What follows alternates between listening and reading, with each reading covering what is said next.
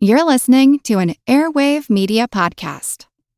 Feel like who art Ed? We'll try to slice it. Who art Ed? Mr. Wood art Ed me. Good. Either way, it's ambiguous. It works on so many levels. I know. That's off to a great start. Welcome to Who Arted, where we explore visual arts in an audio medium. I'm your host, Kyle Wood, and today we're going to be looking at Banksy. 2018 at Sotheby's in London, a framed version of Banksy's iconic Girl with the Balloon was up for auction. Anticipation filled the room, but bidders had no idea of just how momentous this auction would become. As the gavel fell, signifying a winning bid of over $1 million, the room filled with gasps and whispers. Not about the seven-figure price paid for a stenciled painting, but because the artwork that had just sold for so much money had begun to self-destruct. The canvas was sinking, slipping through a shredder hidden within the gold frame. Banksy later posted a video on social media revealing the planning behind this stunt, solidifying his reputation as a master of subversion. One might argue he could have stood to do a little bit more planning, as the shredding failed partway through. Even though the shredding failed, the stunt succeeded. That prank grabbed headlines, and when the painting went back up for auction in 2021, yes, people put the partially shredded painting up for auction, it actually sold for a record £18.5 million, or $22 million. This is the kind of thing that people love and hate about Banksy. From the beginning, his works have been subversive, but playful. As he made a name for himself with graffiti, although I guess some graffiti purists would say it's street art, because there are those who say that graffiti is really just the kind of stuff that was done in like the late 70s and 80s, starting in New York City, where people would steal spray cans and hand paint letters and numbers tagging the sides of trains. I've never been much of a purist on anything, so I'm just going to use the umbrella term graffiti the way that most people commonly do today. It's graffiti or street art, if you will. Now, you could say that Banksy is a vandal, but he does it with aplomb. His works are well crafted, often carrying political messages, but with a little bit of humor as well to make it palatable. In an interview, he actually credited this style in part to inspiration from the movie Jaws. There's a scene in which some characters are discussing how a billboard was vandalized, and Banksy said that gave him the idea that public art should be immediate, subversive, but playful. The immediacy, or simplicity of the work, is often called out by Banksy's critics. Many argue that art is supposed to be a little more subtle with nuance that's often missing in Banksy's stenciled images. I would actually argue that even something like Girl with a Balloon is actually a little more thoughtfully crafted than it first appears. The stenciled image features a little girl with an arm outstretched towards the string of a heart-shaped balloon. Is she reaching for the balloon? Did she deliberately let it go? Did it slip away, or is she sending it out into the world? It could actually be interpreted in several different ways. As people see it, they feel they understand it almost immediately because the images are so clear and concrete. It's simultaneously specific and ambiguous. That's a hard combo to pull off, but even granting that some might say the work is too obvious and immediate, I personally am not convinced by arguments that art should be more esoteric. Particularly when we consider how direct most great masterpieces from art history have been.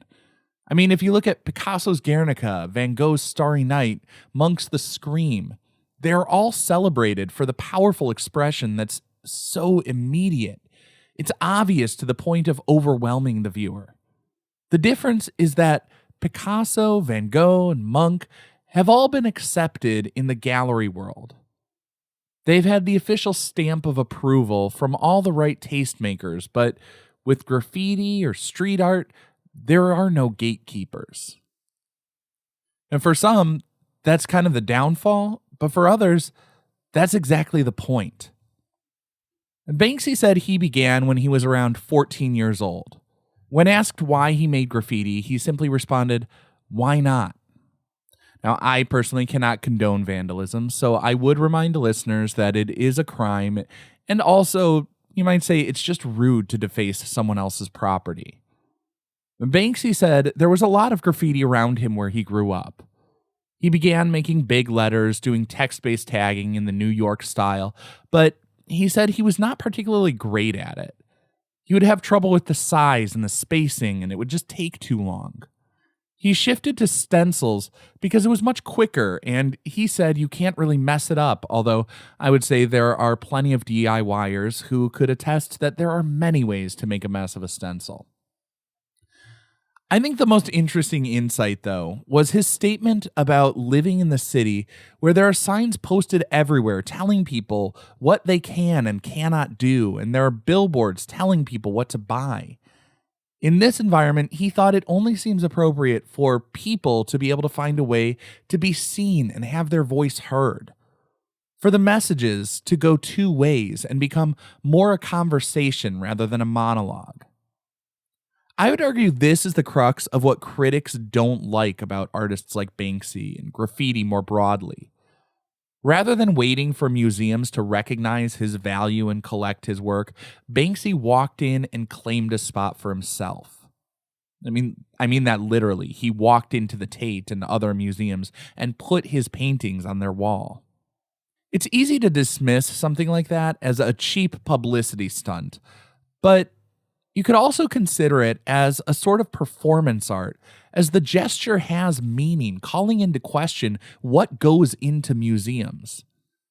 On some level, it seems like it would be unmanageable and chaotic for everyone to be able to simply place their artwork on the wall of every museum. But the collections as presented in most places are deeply problematic in a number of other ways. First off, museum collections are determined by a very small group of elites deciding what all of us should consider great and appreciate for the ages. There are also deeply troubling questions of whether the museums even have the right to hold many of the pieces they have on display. Pieces like the Benin bronzes were looted by the British soldiers in the 19th century, and that controversy grabbed headlines leading to some pieces being returned. But art and culture have been seen as spoils of war pretty much as long as humans have fought, meaning a lot of art and artifacts in museums around the world came out of conflicts.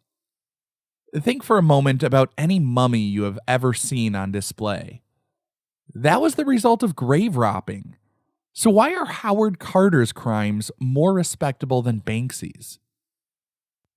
In the end, I'm reminded of the conversation I had with Mark and Jack, the writers of Museum Bums.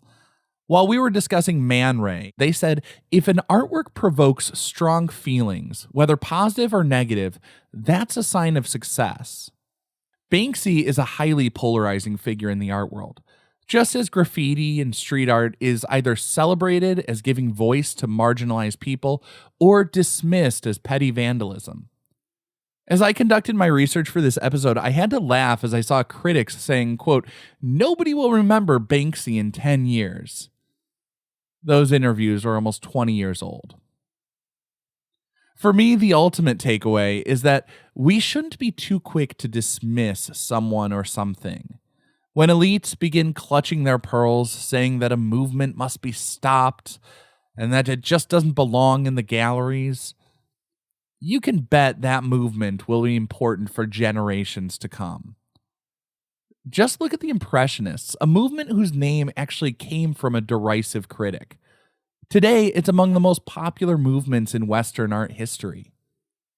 Graffiti has taken hold as an art form, and over the decades, it has been growing in popularity.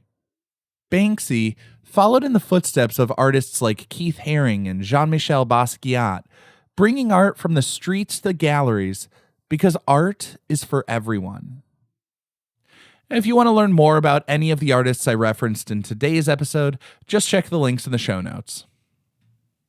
This concludes this week's episode of Who Arted, part of the Airwave Media Podcast Network. If you found this tolerable, please leave a rating or review on your favorite podcast app. You can find images of the work being discussed this week and every week on social media at Who Arted Podcast on Twitter, Instagram, and TikTok, and of course on the website whoartedpodcast.com. Podcast done.